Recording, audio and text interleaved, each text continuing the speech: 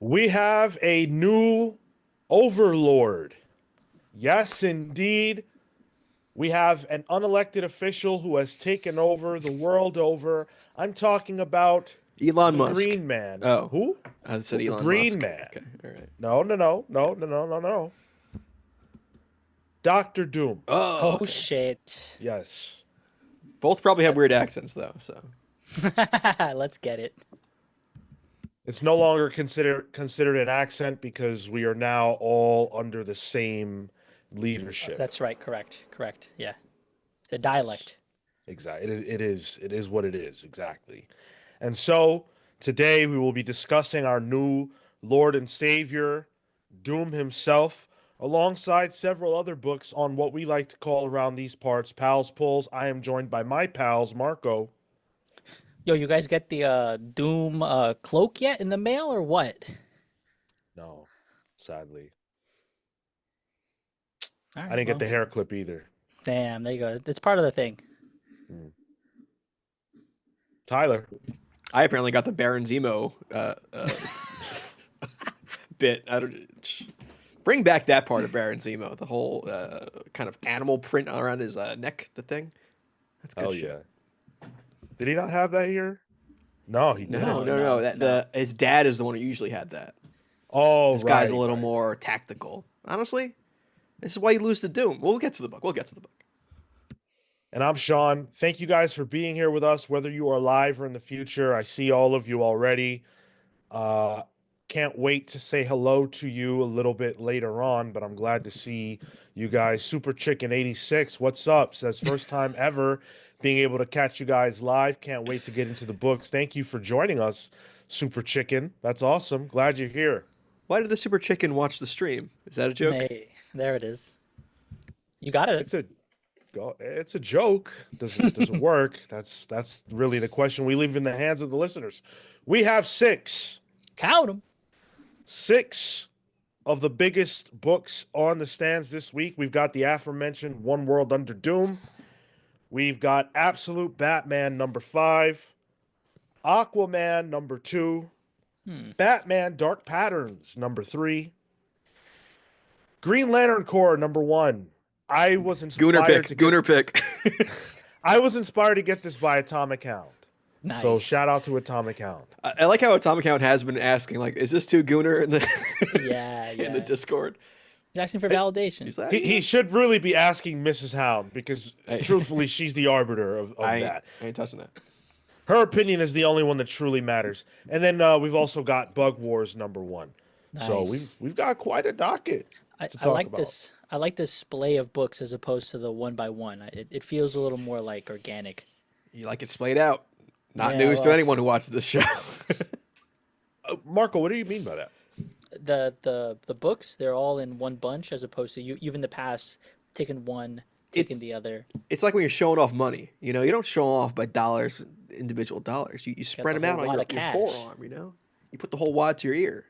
I'm gonna have to watch the video back because I have no idea what I just did. That's part of that. I don't know. I You didn't you know. held I it have out no like idea. a fan of cards. Yeah, yeah. Yeah. I'll watch the replay. Let's get into One World Under Doom #1. This is a highly anticipated book. I don't think it's out of line to say that. Doctor Doom has taken over everything, and we've been waiting to see sort of, how that would play out. And so we're finally going to get some answers. This is written by Ryan North with art by R.B. Silva, colors by David Curiel, and letters by Travis Lanham. So this all spins out of Blood Hunt. And really, if you read Blood Hunt, there's not that much Doom material in it. It's really a few pages, but essentially, Doom scams Doctor Strange. He tricks him into giving him the power of the Sorcerer Supreme under the guise that he would give it back. And of course, why would he do that? And so he doesn't. And he's taken over. And this is basically our first time getting to see Doom in full mode because he kind of, hunkered down in Latveria, put up a wall. No one could go in. There wasn't really any communication. We've seen him pop up in Spider-Man. We've seen him pop up in Fantastic Four, but that's about it. This is his big coming out party. And this issue essentially is What is the hero's response to Doom?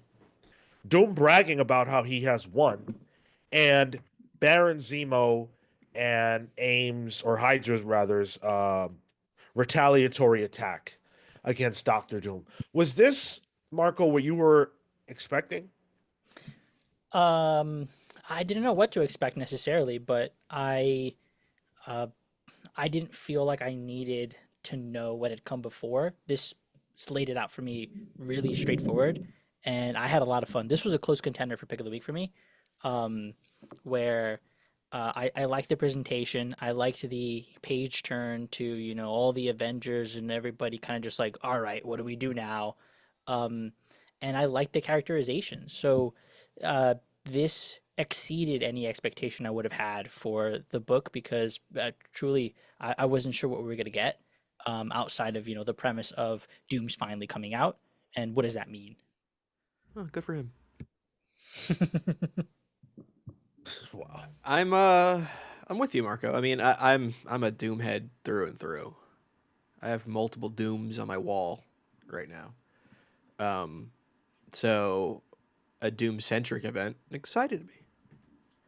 And I gotta say, after reading this, Doom is right. So far. Yo, yo. So far. I don't know. Especially the timing of this compared to like real life events going on currently. It made this even more tasty. Cause it's like, oh, well, he's doing what I kind of want to be done right now. Damn it. He said universal health care. He said universal basic income. He said, you get a TV, you get a TV, you get a He TV. pulled the Andrew Yang with the UBI talk. Yeah. Yeah, I thought it was very fun. Ryan North has an ability, like it's like, yes, we're talking about stuff that could have some potential mirroring in real life, right? But it doesn't feel serious in that way. Like some of the stuff that's discussed and some of the ideas in something like Ultimates. This still feels very much like a freaking superhero comic book, and I like that about that because Ryan North has such a good way of he does this in Fantastic Four where everything's really sciency, but it's still fun. It's still goofy. It's still kind of lighthearted. Like, yeah, Doctor Doom is doing this and he's taking over and he's killing Nazis, but there's also a Doctor Doom dinosaur, Love that. and also Squirrel Girl and her college roommate who's a coding whiz is there, yeah, this scratches all of my itches, really. Yeah, I I actually expected to like this quite a bit more than I did. Hmm. I felt like Ryan North's dialogue was a bit fumbly at times. And I felt like that pretty quick. There's a moment where Captain America is speaking and he refers to Tony Stark as Iron Man.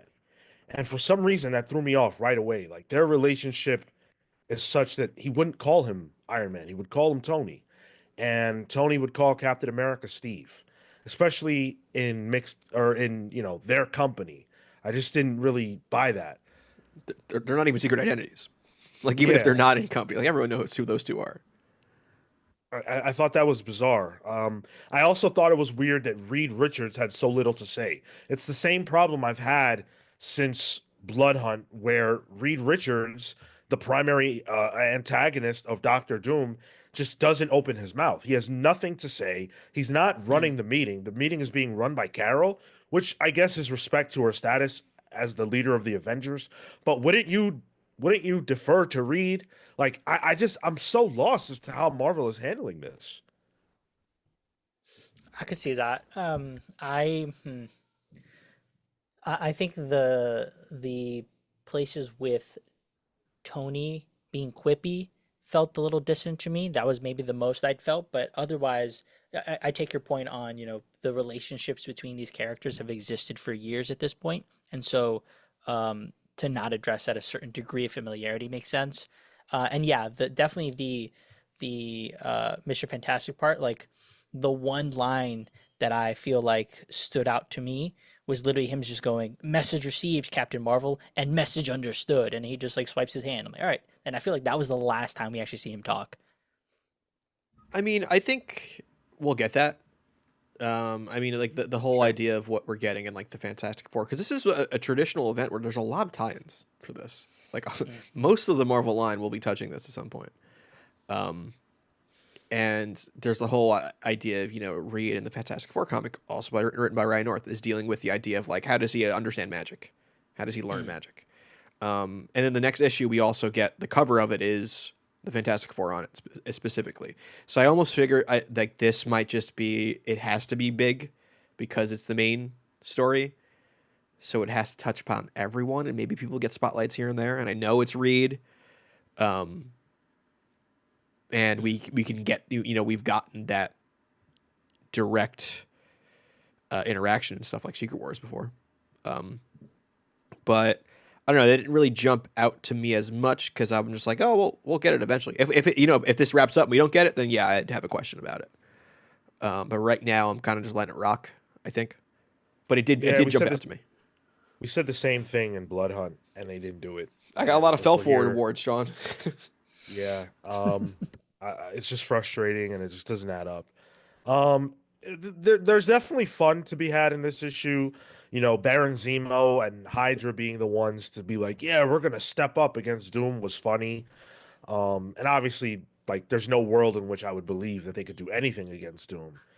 So that was funny. I just this issue really now is making me question, like, is Ryan North the guy for this? Because it just didn't like it felt the way it was supposed to feel to some degree, in the sense that, like, wow, Doom took over, this is a big deal, this is crazy. But I thought it was lacking in punch. And Baron Zemo's not a player like that right now, so seeing him be the guy to get taken down was whatever. And there was a ton of like tell don't show. And like, oh yeah, I killed the Red Skull, which I guess happened in some prior issue that I have no idea about.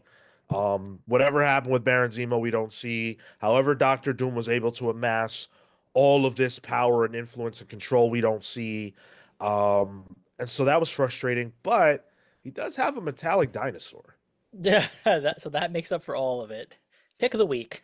And I'm reading a good amount of Marvel right now, and we don't know what Doom was doing. And I think that's a bit of the mystery too, which I'm kind of on the hook for, because it's been this. What's the TV trope people always use, like the Hatch in Lost, where like there's this thing that we know what's happening in the background, we know it's there, we don't know what's going on in there. That was Latveria, a mystery box. Latveria is a mystery box for the past couple months in Marvel Universe. It's been locked. So that's still a mystery box in this, and like it is a bit of a trope, but it's got. I trust Ryan North enough to be like, all right, let me join you for the ride. Check that out. Similarly, it feels like a well enough constructed comic that all the beats are there, things are working narratively. I even the things of just like, oh, the heroes are gonna come in and they're gonna expose Zemo here, felt like I can see where it's going, right? And probably by design for those things. It's meant to give you like an initial flavor to just get in. So I think, yeah, we'll get the other pieces that will come from that. The discovery of why all of the leaders of state are like this, the discovery of what was been going on in the background. So I'm also confident. Flo Dameron with the 4.99 quotes Tyler. I'm reading a good amount of Marvel right now. That makes one of us. I'll use that $4.99 to go grab another Marvel book. I don't know which one that matches that price point, but I'll find one. Yeah, and I think the other part of this too is like there is the idea that Doom is traditionally a villain, and the Avengers are assuming he's doing villainous things. And the whole issue is like, how does this world just let it happen? What can somebody who is clearly not a good guy promise everyone to just let them be okay with it? And how do the heroes who can see through all this cope with that? I think that's a really kind of prescient thing in a modern lens, even though I do think this issue's goofy. There's Doom bots. There's Hydra soldiers. But then there's Doom literally murking people pretty violently. In this, I was like, oh, did I get the red band issue? No, I'm on digital. So yeah, I'm waffling on pick of the week though. It's close, but I think there's one more that's gonna eke it out. I also wasn't overly in love with the RB Silva art. I thought the facial work was really bizarre. Yes, yes, yep. There was one where it looked like Carol had a mustache. They're just like some of the mouth, like there's just a lot of extraneous lines. Like if you look at the faces, there's like line work where I would think would be shadow work instead. Yeah, there were a couple of faces in this where I was like, oh, okay, interesting.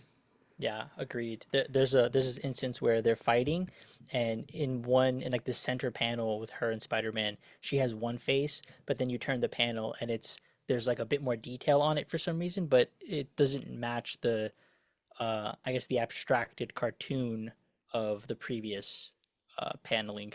So there are definitely instances there. But otherwise, I thought the colors helped quite a bit. I thought that was strong.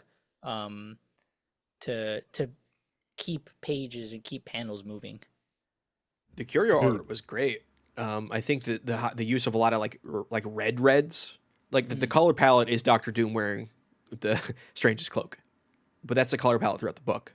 A lot of greens, a lot of golds, and a lot of reds.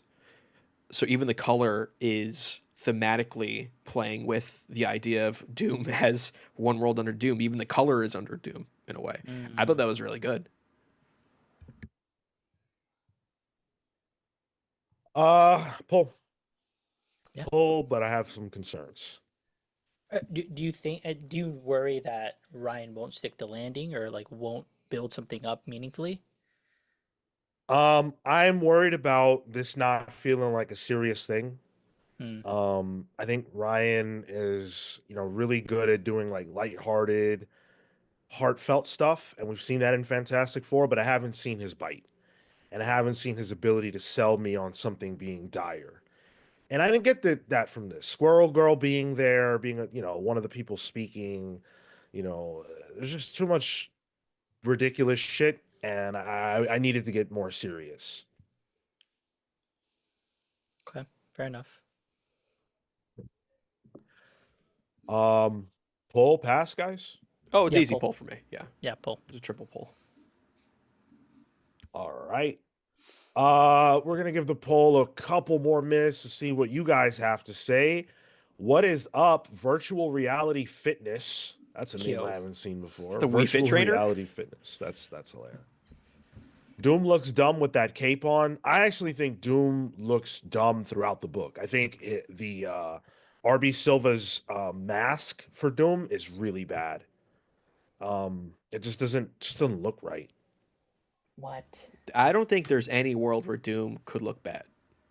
Like that dude constantly has that shit on. Doesn't matter what the shit he made 2099 look good. I think this right here looks Really? really bad. Oh, I I dig think that. that looks really bad. Look at that mask. The mask work is just awful. Look at the holes there. It's just weird. No way. Yeah, man.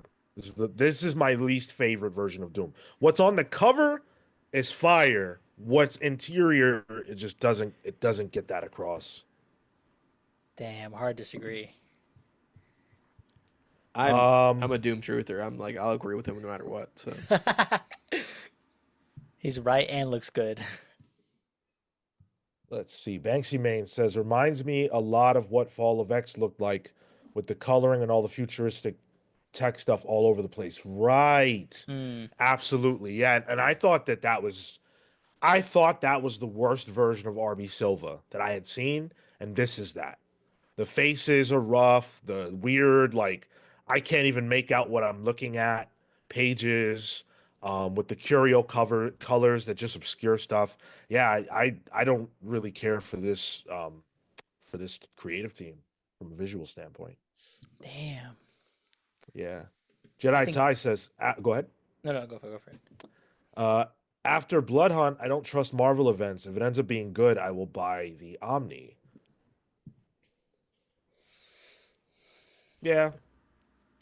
Comic book history said wasn't a bad issue. As I said, it's Dark Reign gets absolute power. Uh, Hmm. I could see where you came up with it. I'm not sure I agree with that analogy, but I can see it. Let's end the poll and see what you guys are saying. A little surprised by this. Didn't buy or read is 41%. Not Oof. not Wow. clearing out the DC fanboy allegations, chat. Wow. 29% say poll, 14% say pass, 14% say pick of the week. Okay. Still low numbers one would expect for an event. Well, maybe Marvel shouldn't have waited, what, 6 months or more since the end of Blood Hunt to get to this. I really am puzzled by Marvel's whole strategy here. Like Doom took over and we saw the end of Blood Hunt and then nothing happened. After Dark Reign, since Dark Reign was brought up, after Secret Invasion, Norman Osborn took over and that shit was on. Like it was on. It was off to the races. I think it might have been at the end of that same issue or an immediate subsequent comic where he pulls all the villains into a room and creates a cabal right away. That's in Secret Invasion, yeah. Yep. Yeah, right away.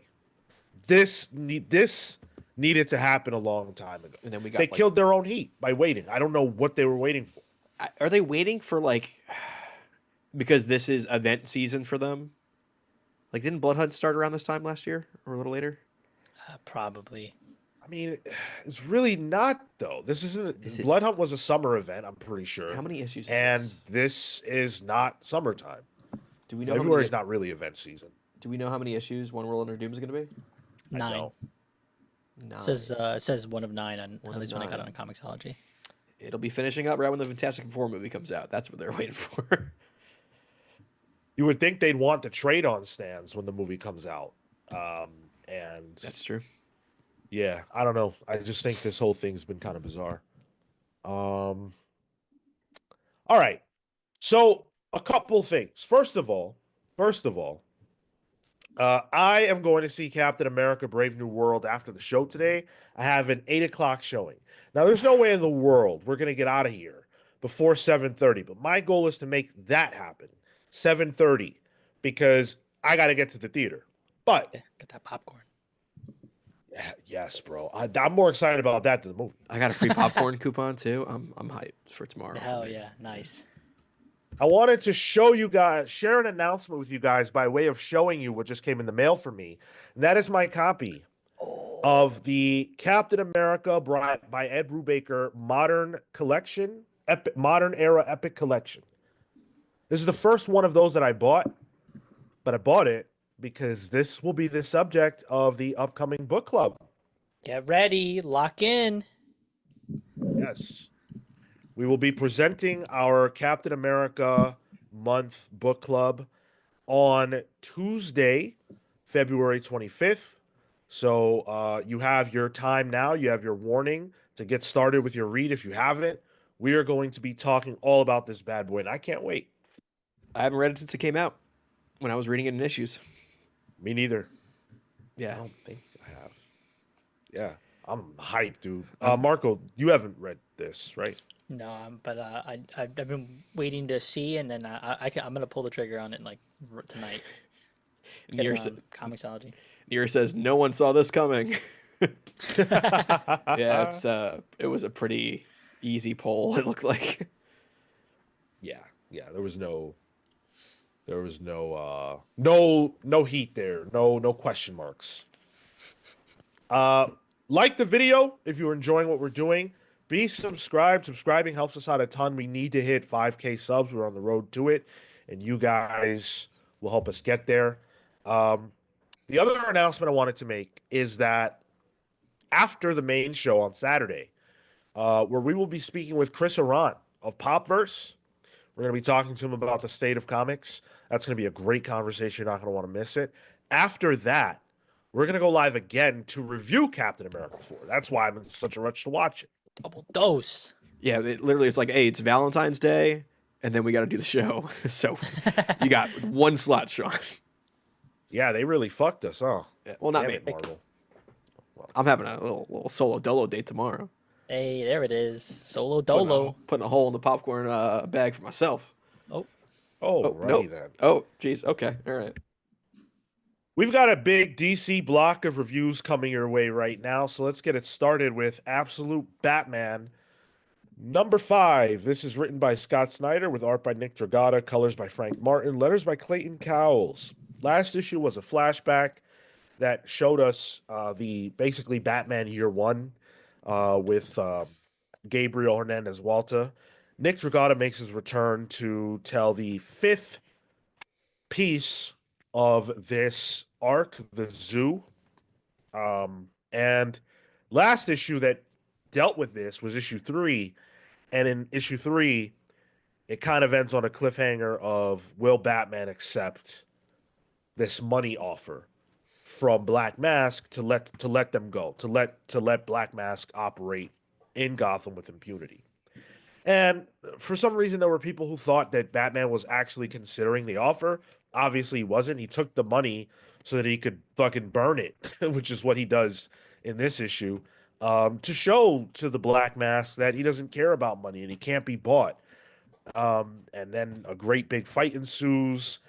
And I would say things don't quite go exactly the way you would imagine. Tyler, did this issue live up to what our expectations have been for Absolute Batman? Expectations in what way? Because I think it lives up to the expectations in terms of quality. I think it's a really good issue. Again, I think as much as I like Scott Snyder, the star of the show is Nick Dragotta. Every time one of these books comes out for me, and a good chunk of this issue is a really brutal action scene that's on top of a building, and also great driving scenes. Some artists have trouble with that. Nick Dragotta nails it. But also, I think this book is different as well, where it was a little unexpected. Was that like, spoiler, Batman kind of loses. His first arc as Absolute Batman does not end cleanly for him. And I enjoyed that. I liked how flawed and new this Batman is, especially since like mainline continuity Batman is just, he can beat anyone and finish anything as long as he has prep time, This Batman is pure conviction and drive, and that doesn't really work in the real world sometimes. So I liked how that worked, and I liked how it continues the story, and it's not just a one and done villain story. Like, we're living in this world for a bit.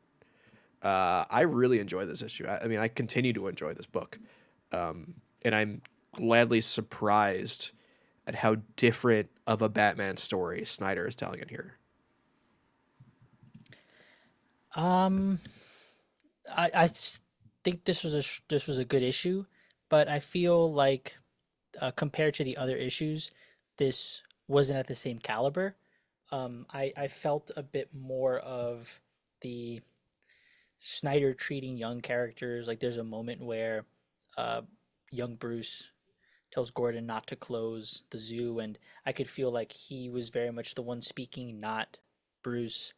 Some of the moments from a paneling perspective for Dragotta here, especially that opening scene with the first couple of just like kind of disconnected panels were a bit jarring, a little different, and so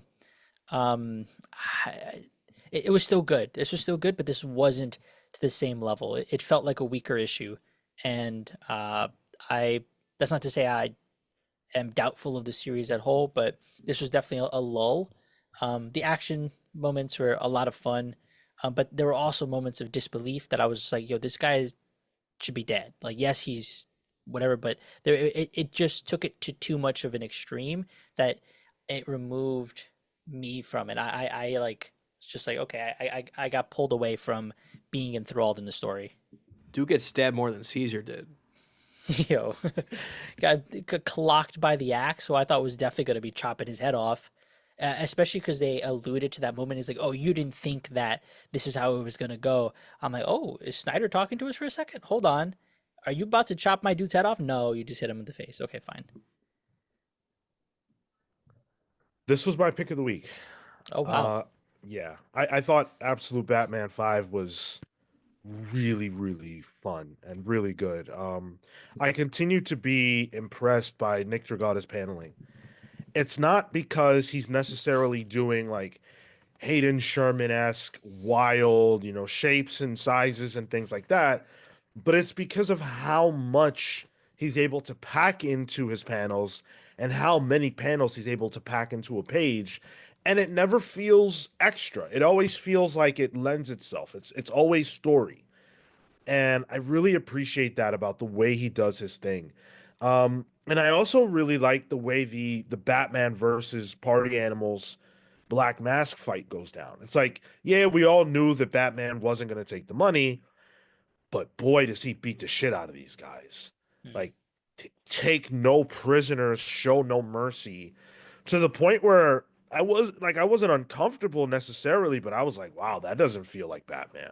Where he lets his what lets the spikes come out of his suit and impale that guy. That was brutality. But one thing in the absolute universe we now know is that stabbings don't hurt that bad.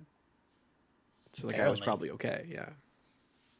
Yeah, I like that it was a bit because it's the same dude that got his arm chopped off or his hand chopped off. New profession, buddy. Yeah, yeah, right. Yeah, like come on, dude. Um, to your point on the paneling piece, there's the moment where he's beating up on one of the bad guys right before the handless dude jumps on him, and the lettering does like this wave, so you can almost follow the kineticism of the punches and the kicks and the pows, the cracks, the whams, which I thought was awesome. That was really really strong. On page 13 for anyone who's reading digitally.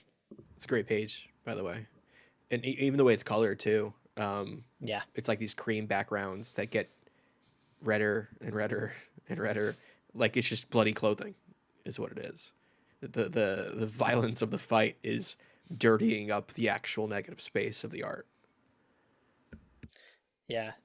There's another one that probably a little violent, but ever since my chat with Gavin Guidry at New York Comic Con, uh, creator and artist, he calls out like these panels that break at the corner. And for anybody who is reading it digitally again, 17, page 17, there's a moment where he's falling from the top of the building, and he breaks the panel at the very last uh in the very last panel at the bottom, kind of like he's literally exiting the scene, and then he enters the scene uh, in the next page where there's not a an actual gutter. It's just him falling from the page. So it feels like there's continuity even between pages. Which I thought, I'm like, damn, dude, that's some just cool shit. It's so small. It's such a small detail, but it for me it sends waves of just like this is expertise. And as I'm looking through the issue, there's a lot of that in this. There's a Yeah. lot of like final panels breaking the gutters and then leading into the next page. Interesting. Yeah, just colossal talent on display throughout this issue. The supporting cast here does get a little bit of play. There's some Gordon stuff. Bruce's mom Martha's involved. There's a bit where we do see a flashback to Gordon speaking with Bruce as a child. After his father's murder. And so I do like how we're still getting snippets of all that stuff too. Snyder isn't abandoning the work he's been doing to build up the supporting cast, but he is picking and choosing who and when he focuses on them. Like the other Bruce's friends, for example, aren't in this. We don't see them at all, but we have spent a little bit of time with them. All of that stuff is building up nicely, but the main focus is really on Batman, and I guess you could also say on Alfred as well, who does Hmm. have a part to play in this too. I think everything feels really balanced right now in this book. And it's also like by the end of the issue, things are getting worse, and like it's building that tension for this world. Gotham for a while in the main comics has always been on the verge of being fixed. um, this Gotham's a mess, and that's compelling again for me because it feels like something does need to be fixed. It's not even close to being fixed. Batman's mission has barely even started, and that freshness is appealing to me as a reader. Yeah. I was trying to reconcile with that because at the end where it's just like, all right, this is all going to hell. It looks like they're gonna come in and the animals are really gonna be like, if you're not happy with this, take it into your own hands and just destroy everything. Like, and you know what? Maybe that's the flavor that Snyder's going for, where I feel like I can really hate the Black Mask here. Like I'm angry about his reaction to the world. Like he's doing these things blatantly now. It's out in the open, and I'm frustrated at that. So actually, I guess thinking through that a little bit more, maybe that's the point of it. Yeah, 100%.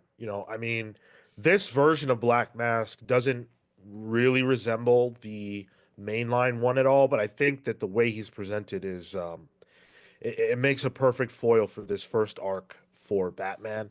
It gives all these punchable, goons, but also a villain who is using his money to influence the people around him and the Gotham around him, almost in like a darker version of mainline Bruce, where his money and influence is being used to destroy Gotham rather than build it up.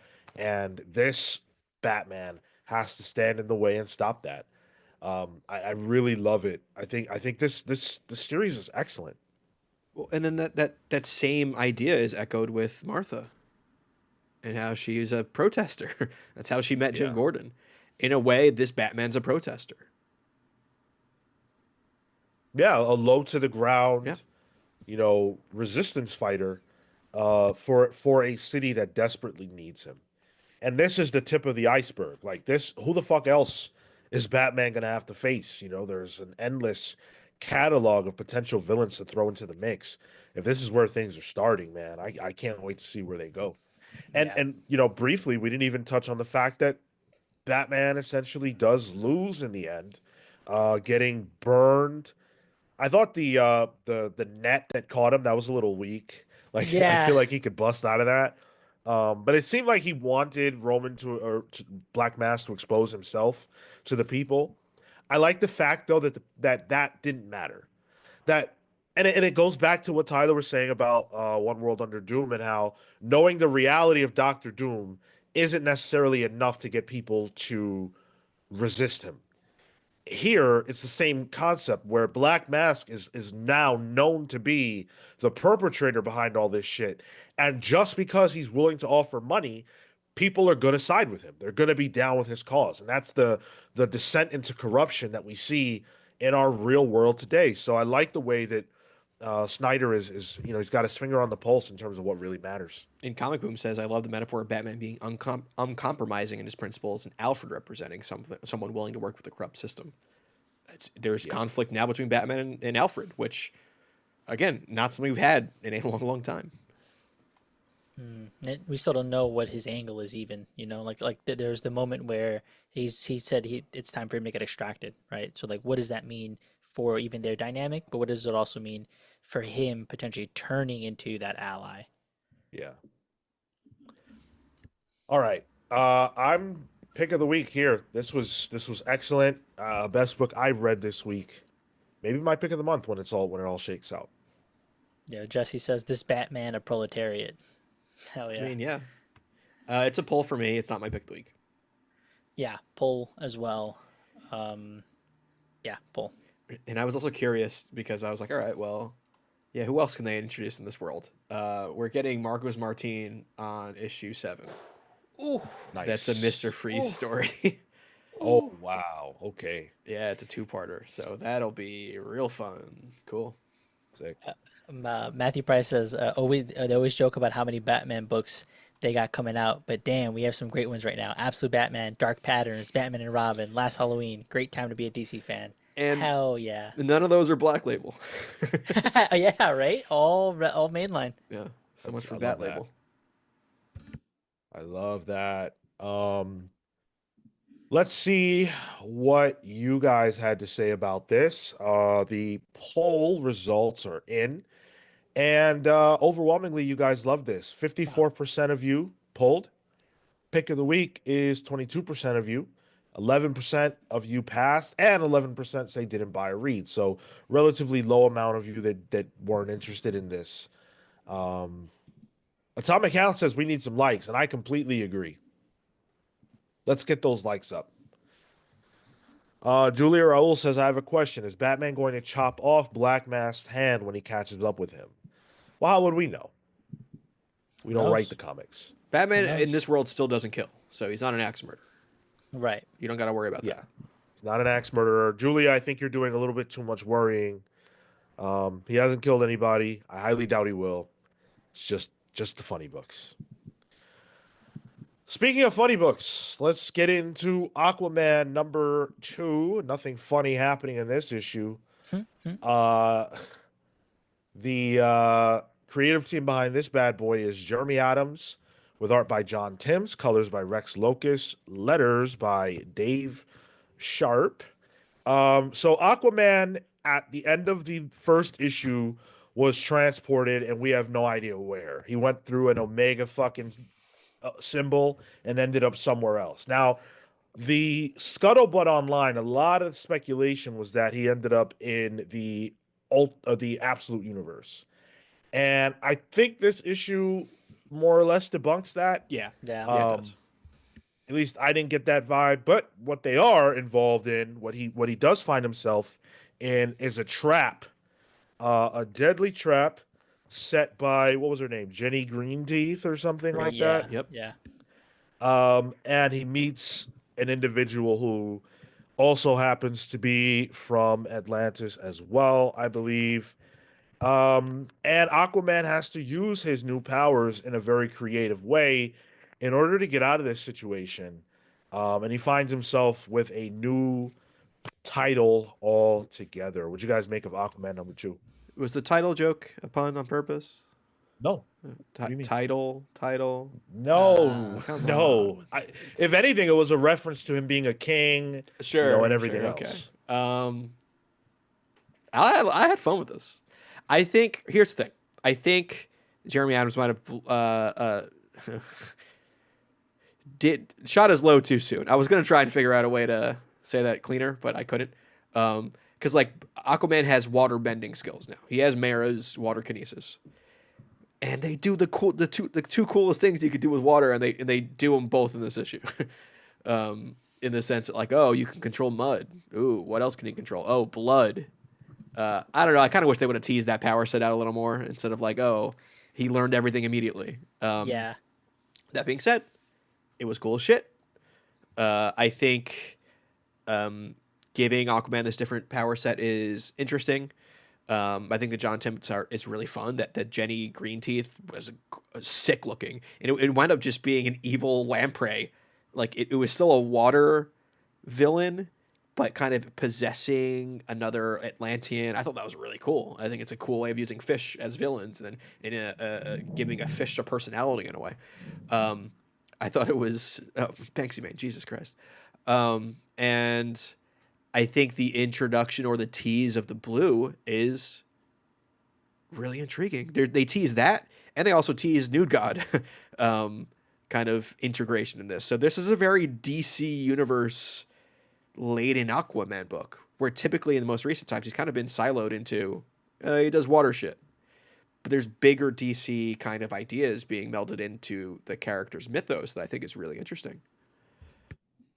I'm still lukewarm on this series. The it feels like the pacing here is really quick. Like this felt like we got to point A to point B, and we just blew through bits here. I didn't feel the worry for Aquaman here. The meeting with this King Aryan was just like, oh, you remember me, right? No? Okay, let's get out. Like, here, let me teach you how to use this power. Gets it in like 3 seconds. I didn't feel the worry, the drama, but and on the art front as well. Maybe it's because I was reading it digitally, but that big like dried kelp castle, um, I felt like the rendering was off, and when I zoomed in on it, things were not as like of high fidelity as compared to the foreground.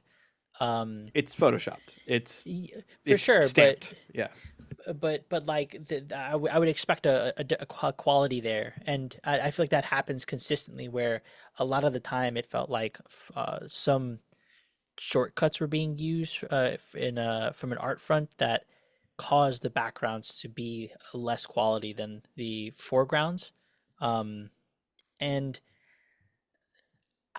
the introduction of the blue, yeah, interesting. I'm gonna wait to see how that plays out. I guess I don't know if that necessarily connects to anything swampy related, but uh, let's see how that plays out. That's a thing already, though, right? Okay. Yeah, it's a thing. It's a thing in like an arc of like Mark Miller's Swamp Thing. And not my favorite. It's all like these elementals and stuff. So let's see, because it feels different than what that was. It could just be using the name as opposed to leaning from that experience. I really, really like this issue. I thought this was awesome. I think this book is so much fun. It's got a an energy to it that I really like. It's fast paced, which the first issue gave us an indication that it would be like that, and I'm glad that things didn't really slow down. It's moving, man. You know, Marco mentioned like not really feeling the weight or despair that Aquaman might have been in the trap that Jenny Greenteeth set, but I don't think that was the point of the scene. I think the point of the scene was to show how far-reaching Aquaman's new power can be, like how it can be used in ways that you might not expect, in ways that he might not think of, and that adds a wrinkle to a character that, desperately needs him. I'm really glad that they took him out of the water because we've seen that endlessly. We don't need another Aquaman book where he's just swimming around doing the same old shit. No, this guy's a beast. And now he's got this new power, but no water. So I love that. Like they gave him something new, but they also increased the difficulty. It's almost like a video game. And now he has to discover ways to use his new powers to meet new challenges. And I thought that was really smart. This is the opening tutorial boss. Right. Yeah. Yep. Absolutely. Um, I was reading this going, wait a second, okay, so is he in the absolute universe? Like, I was thinking that the other dude chained up was actually the absolute Aquaman, and he has red hair. I'm glad though that that's not the case, because as intriguing as that sort of is, I don't know if this is the book that I want to be the one that's actually doing that crossover. You don't do that in Aquaman number 2. Like Yeah. that's too big of a deal to not do in an event rather than here's a B-list comic book character and let's do it in his second issue. Yeah. Yeah. And Orion had his own series. He was the King of Atlantis Yeah, during Zero Hour, I think, around that era. he's been around apparently because He's been I around, did a yeah. quick Google. He's had his own series like maybe two or three times. Yeah, he was King of Atlantis before that was like really built into Aquaman lore, I think. Yeah. And my I, goodness, go ahead. Go ahead, Marco. So sorry, just to respond to what you had said, Sean. I think maybe that's the issue with me is I've not let go of the water yet. Like that's just where I visualize his character. It's feeling to me like Batman not being in Gotham City. You know, uh, it feels distinct and maybe too different for me that I'm not vibing with it right now. I think it still needs to build up for me and build time. Well, you're definitely the Aqua guy on this show, so I will not challenge you on that. But I will say the only other Aquaman that I personally read was the Jeff Johns stuff. And even though this is definitely not the same in terms of the story being told, from a quality standpoint, I think that Jeremy Adams is doing a fantastic job with what I have to Hmm. relate it back to. So, and then I also wanted to touch on John Timms. Just tremendous work here in this book. I think we all thought we were going to see, these triumphant moments of Aquaman holding the trident and, blasting people with water and all these big creatures and stuff. And this book isn't that. Especially this issue. It's dark, it's murky.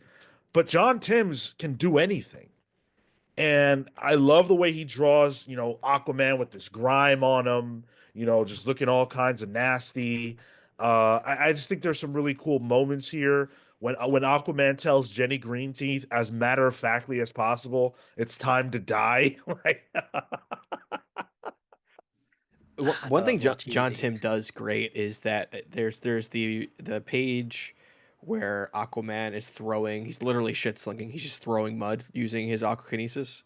But John Tim does a great determined hero face, like slightly mad, and it's always from like a top angle down. He did it a lot during his Superboy run or Superman run, and he does it here with Aquaman. And can we just agree, short hair Aquaman over long hair Aquaman? Wrong. I don't have a preference. I like them both. Porque no los I like dos, both. man. He pulled out the Taco Bell little girl option with me. Damn. And I just want to also say it's not because of Jason Momoa. That's not why. I like the comic book version. Yeah. I don't think of Jason Momoa as Aquaman when I read Aquaman. Nope.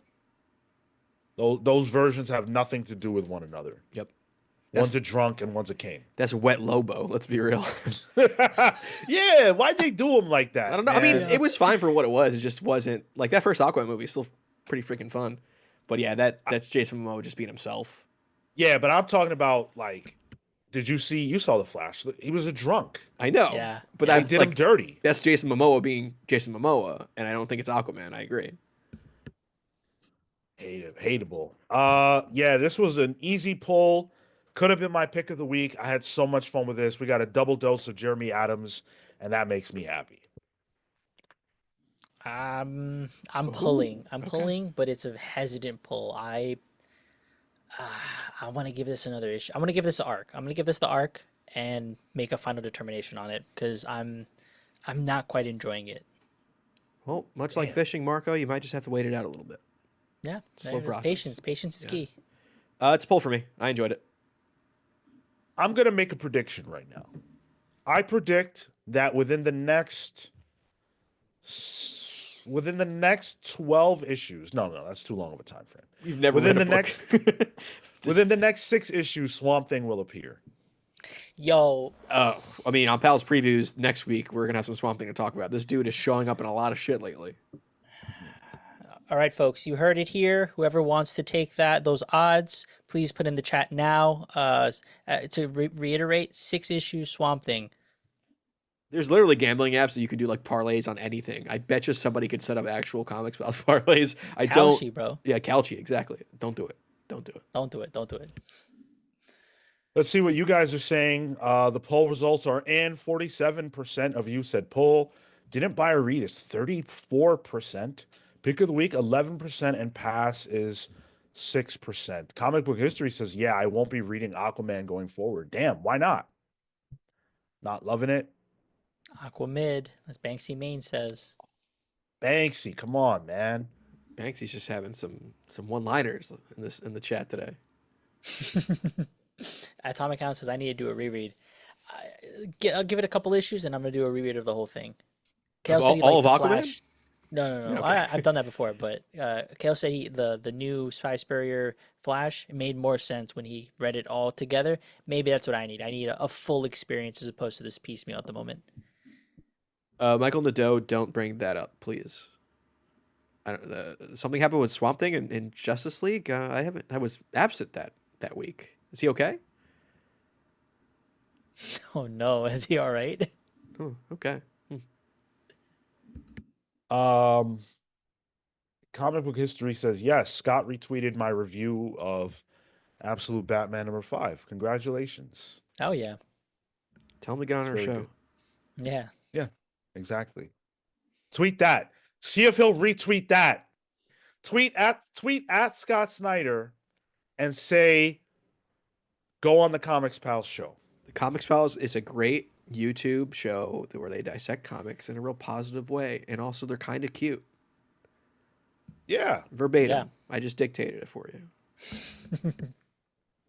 Come on now. All right. Let's dive in to Batman Dark Patterns. This is written by Dan Waters with art by Hayden Sherman, colors by Triona Farrow, letters by Frank Vetkovic. So this is the end of this arc. Each, if I remember correctly, each arc is three. There'll be four three-issue arcs for this series, and this is the end of the first arc, where Batman confronts. Well, the arc was ostensibly about him confronting the Wounded Man, but of course things developed, and there's a lot more at play. This issue sort of reveals why the Wounded Man has been doing what he's doing.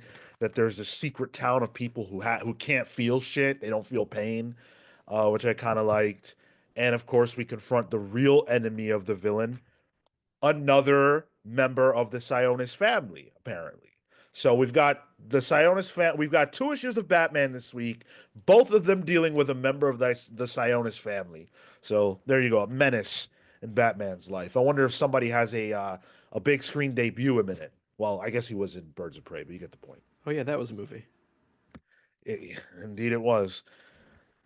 I know we've been hot on this book so far. Do you guys feel like this ending stuck the landing? This was my pick of the week. Okay.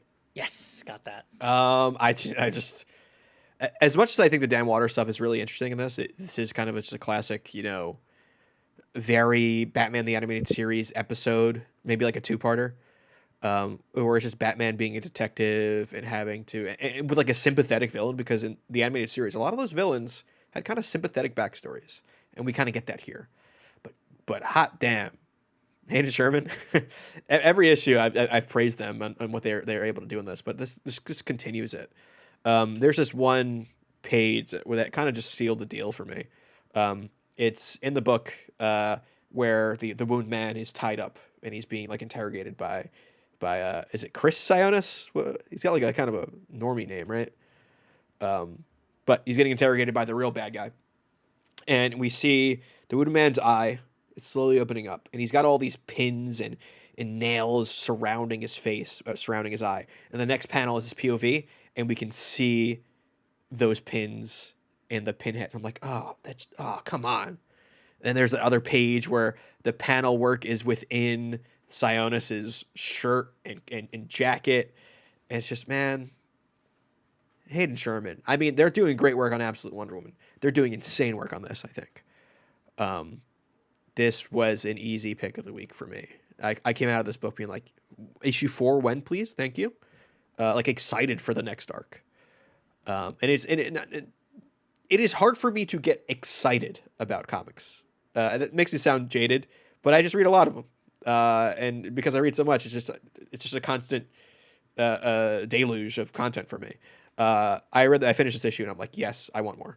Give me more, which hasn't happened in a while for me. So that's really, really refreshing, which is weird because the first issue I was kind of lukewarm on it, and it's only gotten better there. Similarly, was lukewarm on the first issue. The second issue knocked it out of the park for me, and then this I think was strong. It didn't hit pick of the week level for me, but I thought it wrapped up the story in a really clean way. Again, we're getting that detective-esque Batman, which I think is lacking nowadays. It's fun to just see him solve crimes and to solve crimes that are a bit lower to the ground. And yeah, absolutely echoing what Tyler said with regards to the art.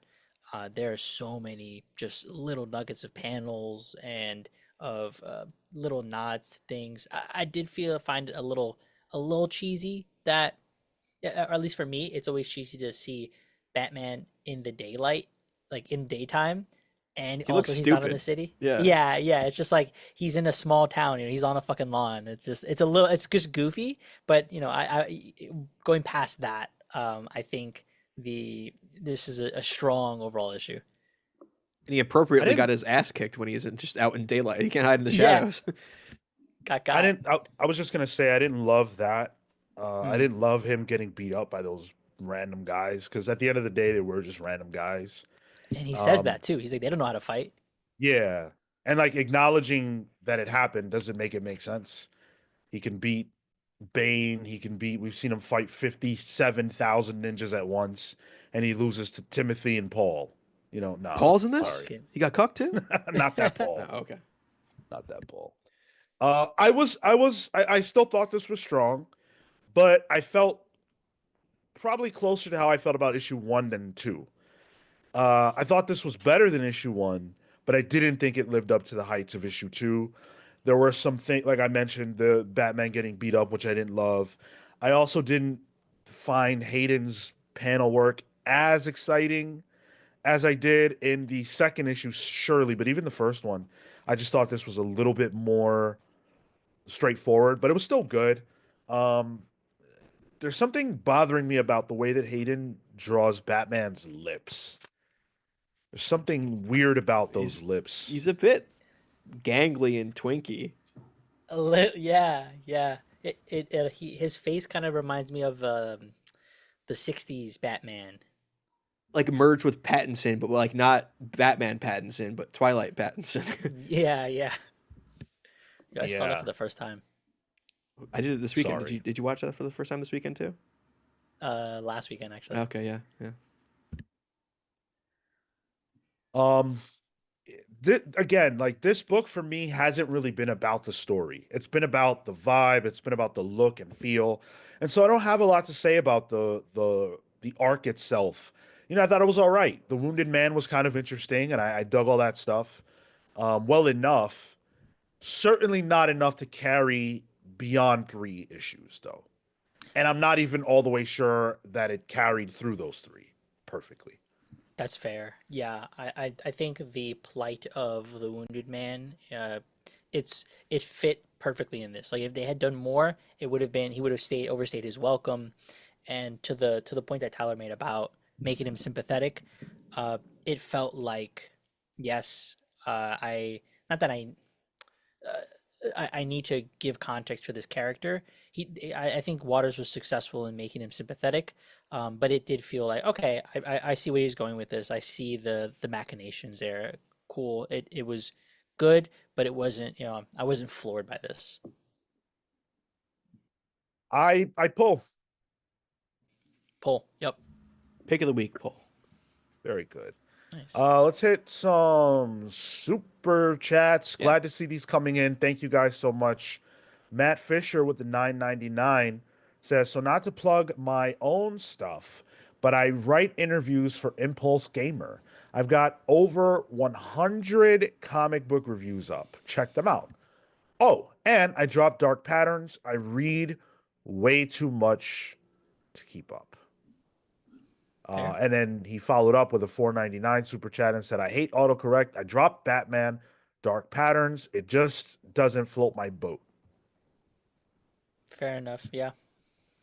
Doesn't have to. There's a lot of good stuff out there. I read that super chat as that he had 100 comic book reviews coming up, and I'm like, what? Damn. And that's just Marvel this week. Yeah. Yeah, Matt, impulsegamer.com. If you've got reviews over there, that's awesome. No need to feel bad about plugging yourself. That's great. Thank you. And by the way, Matt Fisher, not to spoil things for later, but because of you specifically, I bought and read Marvel Mutts #1 because you asked for it to be on the poll. It didn't win, but I wanted to do that for you anyway. So I will be talking about that later on. Thank you, Matt. Uncanny Suit also dropped 4.99 on us. Thanks, Uncanny. He says, as the biggest Red Hulk fanboy on the planet, I'm on my way to see some Cap shenanigans. Hope all is well in the Palsverse. Catch y'all later. Thank you, Uncanny Suit. I hope you enjoy the movie. I'm on my way to see it after we wrap up here, and we will be reviewing it this Saturday after the main show. So if you want to hear our thoughts, you can tune in for that. I hope you enjoy the movie, brother. And I want to know your feelings on the Jeff Parker, Gabriel Hardman Red Hulk series. Very, very good book. That's probably mad good. It deals with an Aztec temple and sacrifices and giant Quetzalcoatls. Whoa. You know what I mean? One of my favorites. Okay, let's dive into the listener pick poll winner this week we put up a poll every single week at 5 p.m. Eastern that you can vote in, where you can determine one of the books that will make it onto the show. Last week, overwhelmingly, you voted in support of Green Lantern Corps #1, which we were about to review. There is another poll up right now. That's the poll for next week's Pals Polls. And on it are 3 debuting books and 1 returning book. So we've got Weapon X number one. That's debuting. Weapon X-Men, excuse me.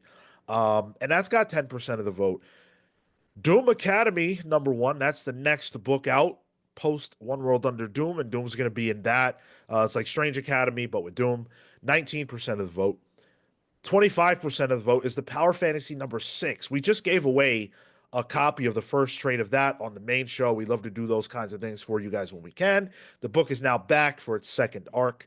And winning the poll currently is Atana #1. Jamal Campbell on this. That's probably going to be really good. If you've been reading any DC books this week, you have seen preview material for that. So make sure you cast your vote at youtube.com/thecomicspals under the post tab to let us know what you want us to read. Now let's get into Green Lantern Corps #1. Jeremy Adams, Morgan Hampton on the words, Fernando Passarin on the pencils, inks by Eau Claire Albert, colors by Arif Prianto.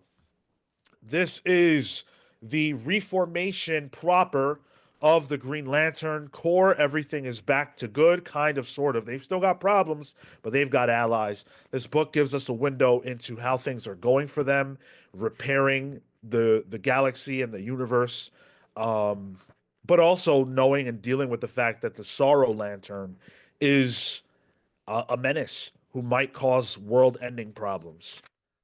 The emo lantern, which they literally call him in this. That was so funny. Yo, pick of the week. Cool. Nice. You being a Green Lantern fanboy now. Dude, I've been loving this. It's and it's funny because we've got 2 Adams books this week, right? And I feel like there's such a distinction in the way that he's writing Aquaman versus the way that he's writing these characters. This team book, everyone gets a moment to shine. I can feel the care for each of the character relationships. I feel like things are paced out better. I feel like the page turns are surprising. The end moment where we have the Thanagarians. I love the Thanagarians. So 1, cool, sold me on the next issue. We get to go to see what's her name? Blackfire. Speaking of emo, yeah, we got emos and goths in this. Yeah. Oh yeah. Just being able to go to Tamarin, like explore this like the space aspect of the DC universe has been so much fun. So yeah, this was an absolutely strong issue.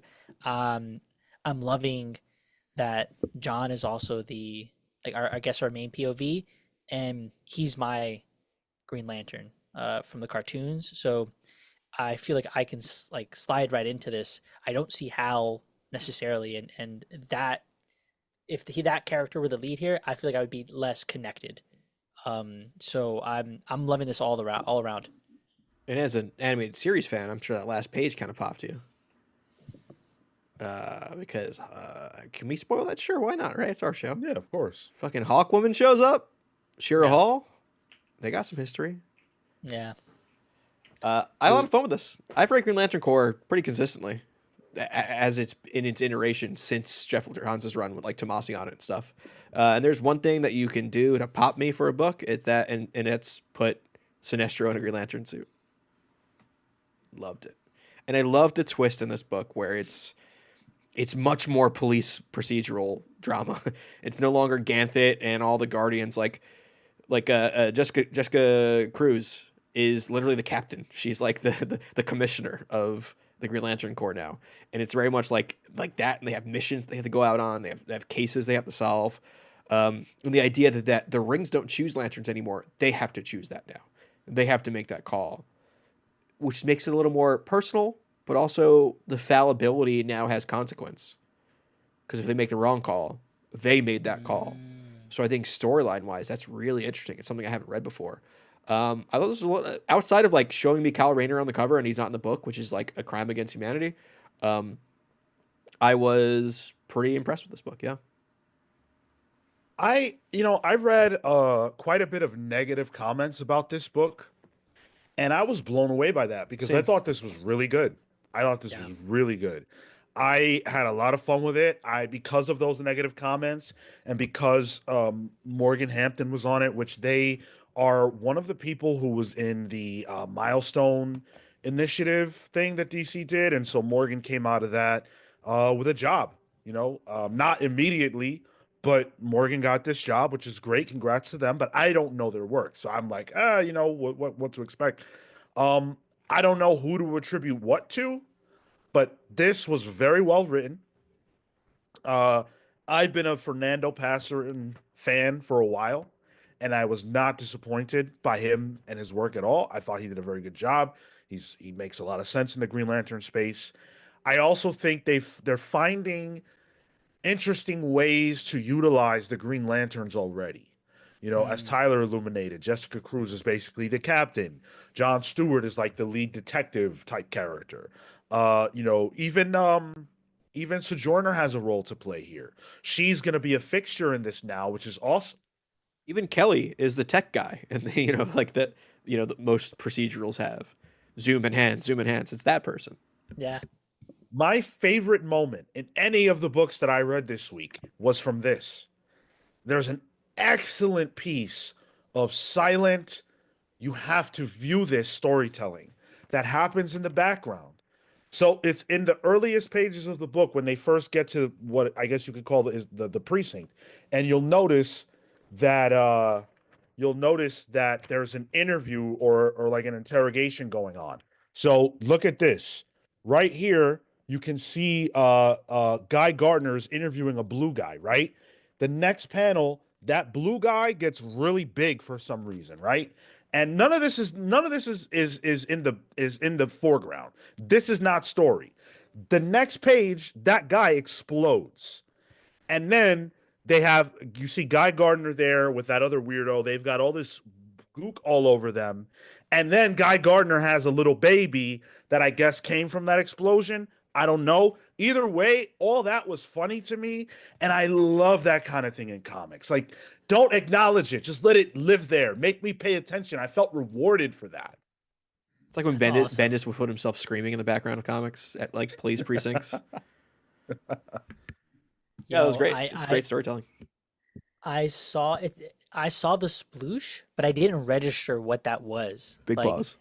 yeah. And that call out right now, that's crazy. That's awesome. There's such continuity there. And there's just a lot of background stuff too. Like even the bits where they're saving people from the wreckage right in like the credits page. There's little bits there that you can see. Like Kyle shows up there, which finally. But like he's always like this like creative ways of using constructs and stuff. So he makes an actual medical bed for somebody. Where everyone else is carrying them. So like it's just little things like that. I just think it's good. Like Bist shows up in that page. Like when's the last time Bist showed up? That's the Fly, Marco. His actual house fly Green Lantern. Yeah. I don't have anything bad to say about this. It's just not my pick of the week because Absolute Batman was so good. But Sinestro being involved, man, that whole sequence where they go to that other planet and they have to face off with that construct, we learn it's a construct, and that it's a construct of God, and that this woman, who has such unbelievable fear of God, willed a construct into existence to judge her, because she's judging herself, and Sinestro has to step in and say, hey, fuck that. You don't need to worry about the judgment of God. How about your own judgment of yourself? And that kind of like, he steps up in that moment, saves everybody. She becomes a Green Lantern, and it's like, wow, okay, here's a different kind of look at Sinestro. What was the scuttlebutt that was negative? I just saw like a lot of people saying like, oh, it's boring. Like not a lot happens. They don't do a lot with the lanterns and stuff, and it's like, well, okay, there's a lot of them. Yeah. So what do you want? But also B, I think everybody who appears for the most part gets something to do. Except Kyle Rayner, Yeah. but that's status quo for him. So what else is new? But they get their moments, right? Yeah, They get their moments. They have I their feel like roles too that are introduced in this. Yeah. nobody overpowers anybody in this. Nobody steps on each other's toes. Like, super strong. Interesting. And it's cool for me who's tangentially familiar seeing some of these things play out. Like, I've always heard Sinestro, obviously he was good, then he turned bad, and he flip flops between that. But then there was this one panel where, after that moment, Sean, where the God figure, the fear figure disappears, and the caption says, "Sometimes I forget that he was considered the best of us." Then he does something like this. Like, it's like, oh, cool. There's such a history to that, and in just this moment I saw Adams pull from that history to give me a moment to resonate with me. Man, you just getting really introduced to Sinestro is amazing. One of the best characters ever. It's so cool. Marco, that is what people love so much about Sinestro. You go back to the Yep. Green Lantern by Jeff Johns and you see how like sad it is that this guy who was the greatest Lantern becomes their greatest enemy. The Sinestro Corps War, like all that emotionality and all that stuff is baked into that. Fuck. Even Damn. New 52 Green Lantern, when the first issue was Sinestro was the Green Lantern in that book. Really? Yeah. Damn. All right, Yeah, dude. it's going to DC app right now. Also, Love it. shout out, great Gavin Guidry incentive cover for this. Oh, I didn't see that. It's the incentive, so I don't know if it was. Oh, matter of fact, I did see this. I saw this months ago. Oh yeah, I we saw- saw it. Yeah. Yeah. I'm looking at it now. I'm like, wait, I've seen this. He showed this to me. Yeah, it's awesome, but it's a 1 of 25. Yeah. So like, if you got some dollary dues to shell out, it's a good cover. Yeah, My that's off. Michael Nadeau here says, "I agree, Marco. I didn't know Minestrone had such a deep history." Sorry, Sinestro. Yeah, the one bit that I thought was really funny was freaking John just being like a hot piece of ass. Like, the Darkfire every other moment was just like, "You will be my concubine. You I will would be have like," folded immediately. Sounds good. where yeah. Let's go. Fuck this god shit. We Guys, I got to do we some be. paperwork with Blackfire real quick. Got to do a little one-on-one interrogation, figure out what happened. Yep. I'll be right back. hmm Whatever you do, no matter how much the interrogation room is knocking, leave us alone. Dude, say his name and he appears. Gavin Guidry in chat saying they didn't tell me Hey. Kyle wasn't in the book. He is. He's just not showcased yet. He's still technically in the book. So I appreciate you putting him front and center. I'm gonna give this a double green flagger. It's not my pick of the week, but this was an excellent book, and I think everybody should give it a shot if you are inclined to like Green Lantern stuff. Easy pull for me. Yeah. Pick of the week. Hell yeah. Let's see what the audience is saying. Wow, a lot of you. Okay. 52% pulled it. 30, well, these numbers don't make any sense. Okay. 51% pulled it. Didn't buy or read is 34%, pass is 9%, and pick of the week is 4%. All right, very good. Very good. Always laughing says, I don't mean to interrupt the show. I'm not sure where the right moment would be, but chat and pals included. Anyone else here reading Monsters by Mark Spears? When I first read that, I thought it said Monstress, and I had a little bit of a shiver moment. Monsters by Mark Spears. No, I'm not. I don't know anything about that book. Anybody hear of that? I believe it's the Mark Spears, who's like this prolific designer, artist, doing his take on like the Universal monsters without like the publicly domain available versions of it, you know? Like, oh, it's Dracula, Frankenstein, but like those types. Covers look nice, but it's just not my realm of interest. Interesting. Yeah, always laughing. I don't know anything about it, but if you can share some details and sell us, maybe we'll read it. Cole says, I appreciated they kept Ellie from PKJ's run. A construct sister is something just waiting to go wrong. John admits it because she means something to him. Great storytelling. Yeah, I can't wait to see where that goes. It's like a ticking time bomb. And it's sad and emotional. And, that's what's so great about this run, too, is like there's stuff being seeded into these Green Lantern books that will pay off down the road. Yeah, super strong. I'm super excited for this. I'm glad we started picking these books up. I think Jeremy Adams is killing it on this. Hell yeah. Let's talk about Bug Wars #1. This is written by Jason Aaron with art by Mahmoud Asrar, letters by Becca Carey, colors by Matt Wilson. We read this a few weeks ago ahead of our interview with Jason Aaron, which you should check out if you haven't. I thought it was a really good conversation. And so he was able to give us early access to the book in order to be able to talk about it at that time. We loved it.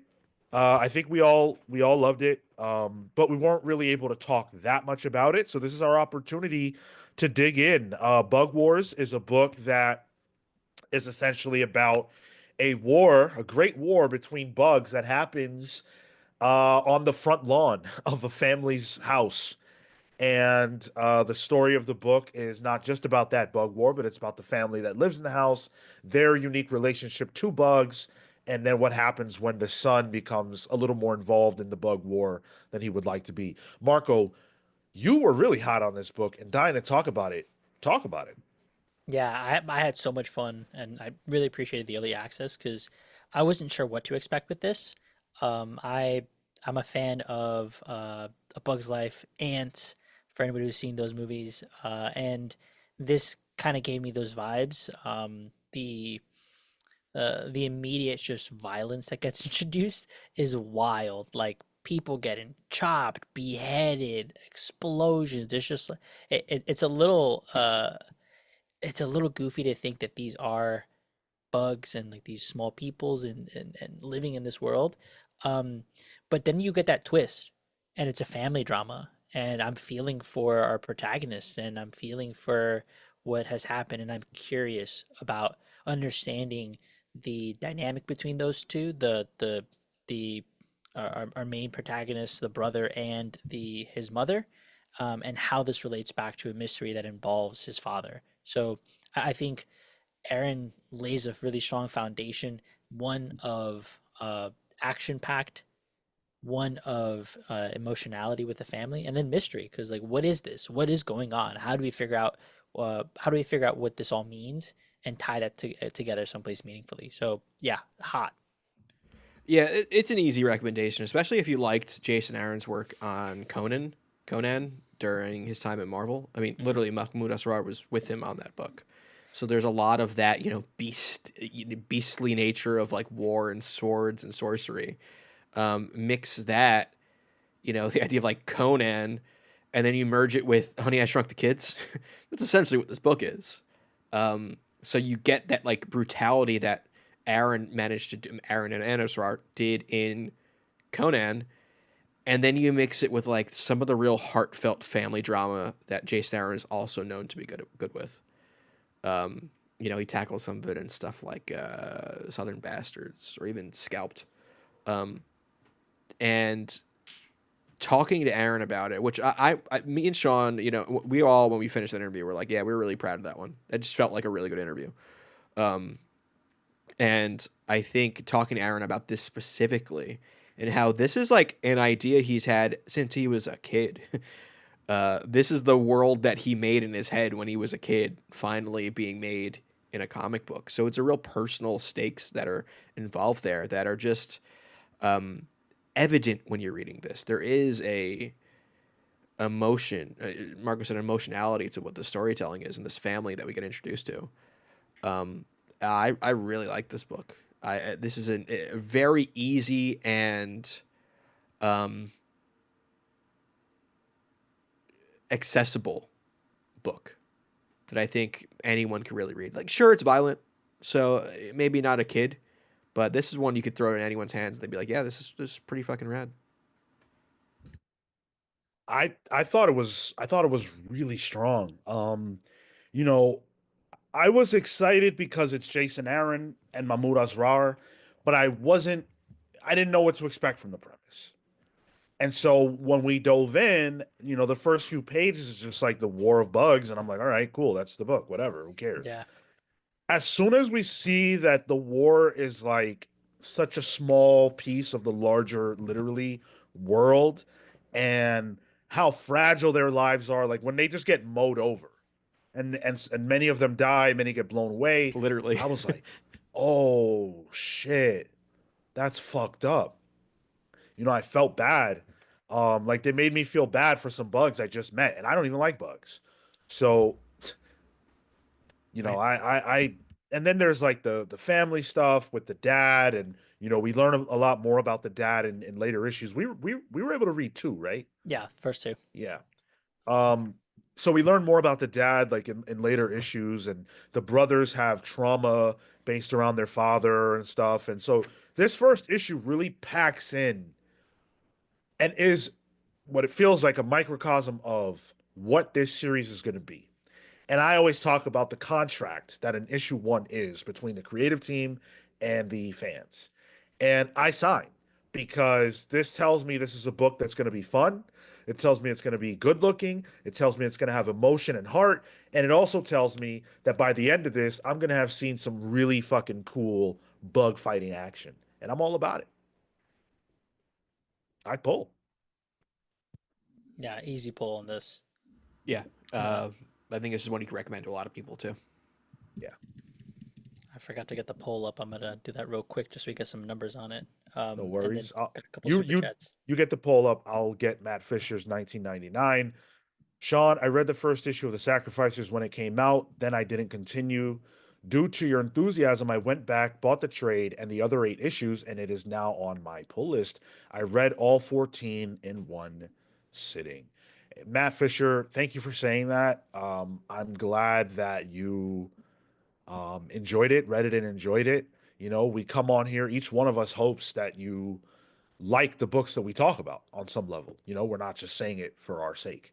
And so it feels good whenever you guys validate that by actually going out and picking something up that we enjoy. That's cool. Yeah, when we talk about comics, I don't think any of us ever want you to not read something. Like if we even if we talk, poorly about a book that we didn't like, the goal is to not have you not read it. At most, it's like check it out to get your opinions on it. But when the inverse happens and we recommend a book and you also love it, that's a great feeling for us. I'll only tell you that I feel like a book is robbery if the price is high. Sure. But other than that, I want everybody to make up their own mind. Matt Fisher followed up with 199 that said also Bug Wars was dope. Agreed. Agreed. Cole said the violence and the way the bug speaks sold me immediately. The opening sequence had me laughing way more than I expected in a good way. Imagining these as bugs is crazy. Really enjoyed it. Awesome. Yeah, I don't like Um, bugs and I still enjoyed this book. you said you don't like bugs? I don't like anything I can't keep track of. Give me a Yeah. tarantula, I can probably keep track of that. A roach? No. Harder to find. No. Tarantulas are sick though, Yeah, but they're keep cool. me away from them. Far away. Yeah, they look cool. Like I'll observe it, but I don't want to own it or be around it. Oh, thank you. Mm-mm. Mm-mm. Okay, so we are actually a couple of minutes out from 7:30. I'm obviously not going to get out by 7:30, but we do have the stack to get to. So put those numbers in the chat. You guys know we do this every single week because I buy a lot of comics and you guys are helping me keep track and in some cases, hopefully lower my stack. You guys are going to guess a number. If that number is the number of books that I picked up this week or under, you have a shot at winning either a no prize or the Marvel code for any of the books that I bought this week that actually includes One World Under Doom. So some of you may want it, but didn't want to pick it up because of the price tag. I've got a copy that you can get digitally if you win the stat game tonight. So get those numbers in. And quite a few in already. I like James Jones here. 16 for Sean Stack. One world under Jones. Perennial winner James Jones. Hell yeah. Michael Nadeau, the poll is up. Yeah, you should be able to see it. We'll give it a couple more minutes. Get that in. World at War Comics says Bug Wars was amazing. Yeah, dude. Yeah, we really liked it a lot. Did you get to interview Jason while he was on the loop? Cause yeah, that was really fun. Um, King J- Taichi says, I picked up Seasons, looking forward to reading it. That was a cool ass book. I didn't like it. Yeah, I know. You gonna give that an issue 2 at least? I have to. Have It's, to. it's Remender. Yeah. I will never be a one and done with a Remender book. You're not a one pump chump when it comes to that. No, that feels wrong. Because I've been wrong before. Mm. So, um, Steve Canara says, I saw a dude at the LCS who put Sean Stack to shame, at least 40 books. Well, listen, what you were actually witnessing was my future self. I haven't put those kind of numbers up quite yet, but I'm not in my prime yet. I feel like you're in your prime as a comic book reader once you tap into like the 40s or 50s. That's when you have the money to go as crazy as you want to go, and I'm not there. You talking age or stack count? Age. Both. The stack count increases with age. Yeah. It goes up, right? Because when you start, your parents are buying you comics. So, if you're reading comics at all, that means you have parents with some means. So they're buying you the books. Then they don't want to buy them anymore. So then your stack count goes down. Then you start making and earning your own money, and you get a decent job.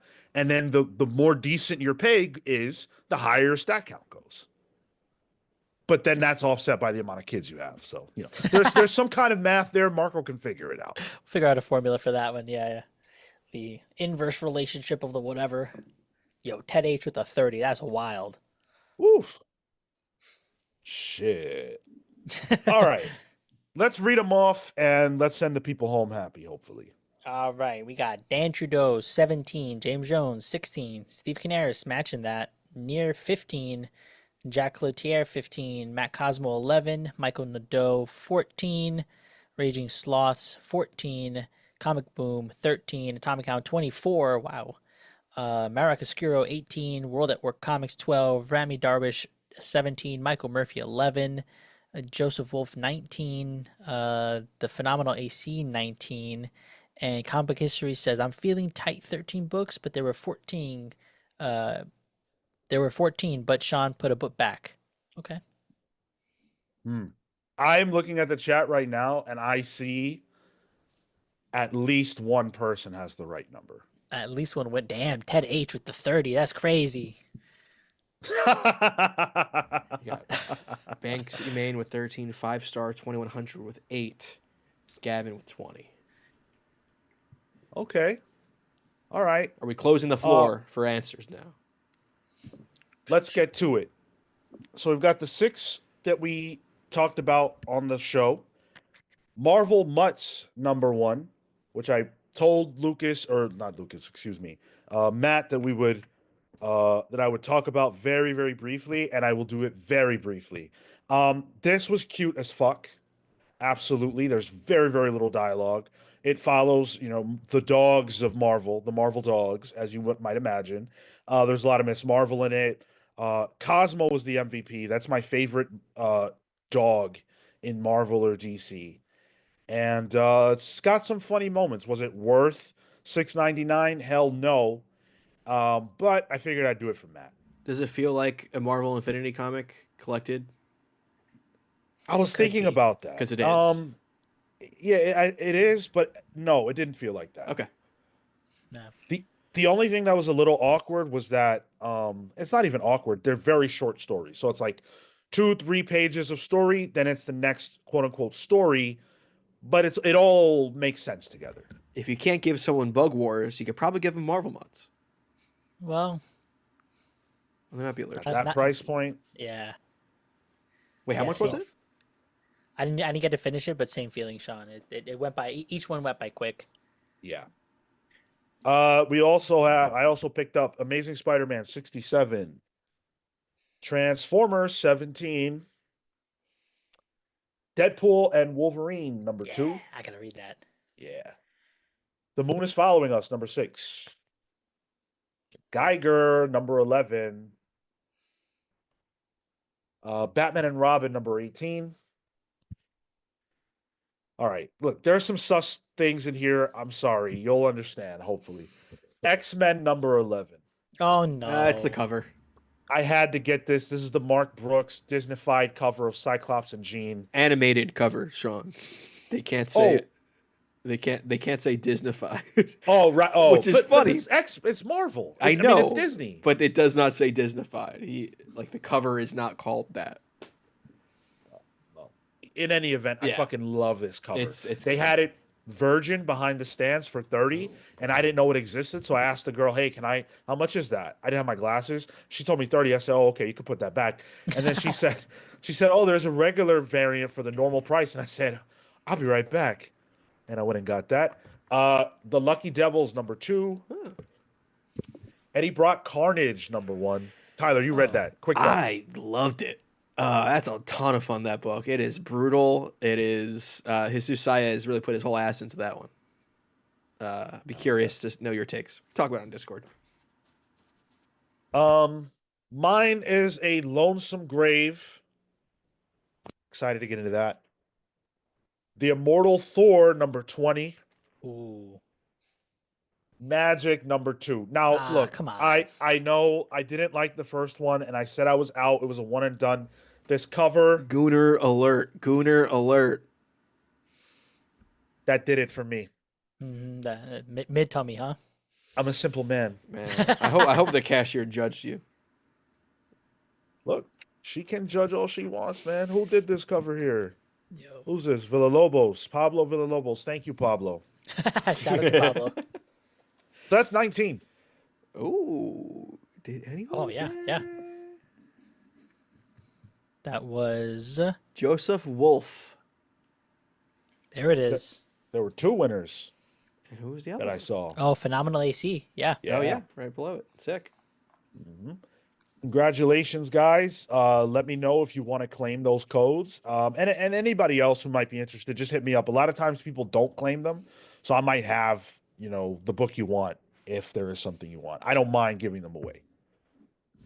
Man, Tom McCown saying I was right about World War V special this week. The DC vampires, right? That's what it is. Glad I'm making a convert. Fun book. Nice. I just can't get into that. I don't know. But I'm glad it's good. Alfred Green Lantern, Sean. Come on. That's wild. Swamp Thing's pretty prevalent in it too. Is he really? He can't be turned into a vampire. He's there for life. You're right. Huh. And quickly, the results of the Bug Wars poll: 44% poll, Oh. 33% didn't buy or read, pass 11%, pick of the week 11%.